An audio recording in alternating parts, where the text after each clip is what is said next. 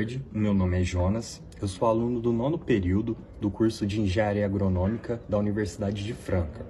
Hoje eu vou tratar sobre as plantas mono e dicotiledôneas.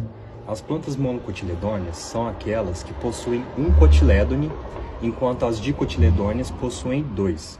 Esse cotilédone é um tecido de reserva que vai estar nutrindo o embrião. E existe uma diferença nesse tecido de reserva entre as mono e as dicotiledôneas. Por quê? Nas monocotiledôneas, como o milho, por exemplo, o tecido de reserva que nutre o embrião da germinação até o surgimento da plântula é um endosperma, enquanto nas dicotiledôneas é o cotilédone, o tecido de reserva que vai nutrir o embrião do surgimento da germinação até o surgimento da plântula. Além disso, outra diferença que a gente pode citar entre as plantas monocotiledôneas e as dicotiledôneas é o tipo de germinação que elas têm. Por quê? Nas plantas monocotiledôneas, a gente vê que existe uma germinação hipógea. O que é isso? No eixo embrionário, você tem o epicótilo e o hipocótilo. Nas monocotiledôneas, a parte que vai se desenvolver, que vai crescer, é o epicótilo. Portanto, o que vai emergir do solo vai ser essa parte do epicótilo, enquanto o cotilédone vai se manter abaixo do solo.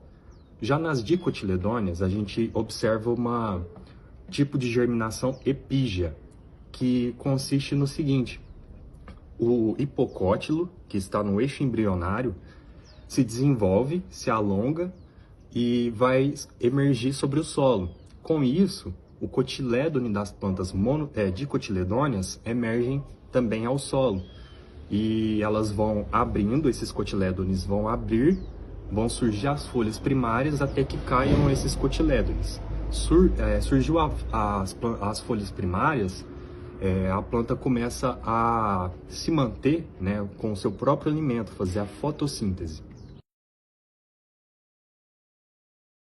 Olá, meu nome é João Paulo e hoje eu vou apresentar para vocês as principais características das plantas monocotiledôneas. Lembrando que isso são as características principais, elas não são regras para todas as monocotiledôneas, então são características gerais. A primeira característica é o sistema radicular fibroso, e que é marcado pela ausência de uma raiz central ou um pião, como é conhecido em muitas culturas. É um sistema fibroso, bem capilarizado, e eu vou mostrar depois em uma cultura em uma foto que eu não consegui arrancar sem danificar, tá? O caule é um caule sem ramificação lateral, que apresenta nódulos espaçados a mais ou menos a cada 20 ou 15 centímetros, tá? E diferente das dicotiledôneas, ele não tem nenhuma estrutura lateral, ele não tem nenhuma brotação lateral, nenhum ramo ou broto. As folhas são praticamente todas iguais, são folhas lanceoladas, finas e estreitas. A principal característica delas é uma nervura central, seguida de nervuras paralelas. Ela não tem nervuras ramificadas, como é o caso das dicotiledôneas. Isso aqui é a principal característica. Folhas finas, lanceoladas e com estruturas paralelas, tá?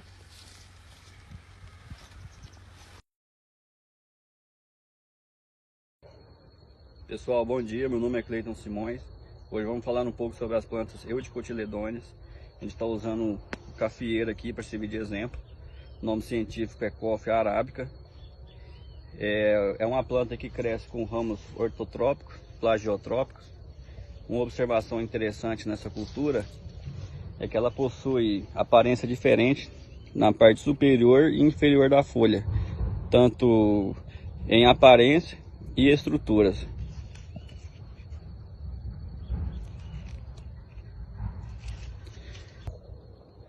Pessoal, agora vamos falar um pouco sobre a questão de caule.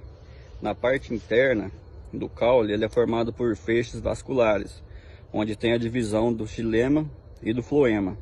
Na parte de fora do caule, ele cresce geralmente em espessura, formando o tronco. Essa aqui é uma muda de café que a gente está usando como exemplo, e como ela é uma muda nova, o tronco ainda é fino. Mas se você pega uma muda já adulta, você vai ver a questão do tronco se formando lá embaixo, já bem mais grosso. Então ele cresce em espessura. Falando um pouco sobre o sistema radicular, é o sistema de raiz pivotante. Em algumas eudicotiledôneas pode ser axial, onde aqui no caso é o sistema de raiz pivotante, que é essa raiz que vem do caule para baixo. E essas aqui são as raízes secundárias,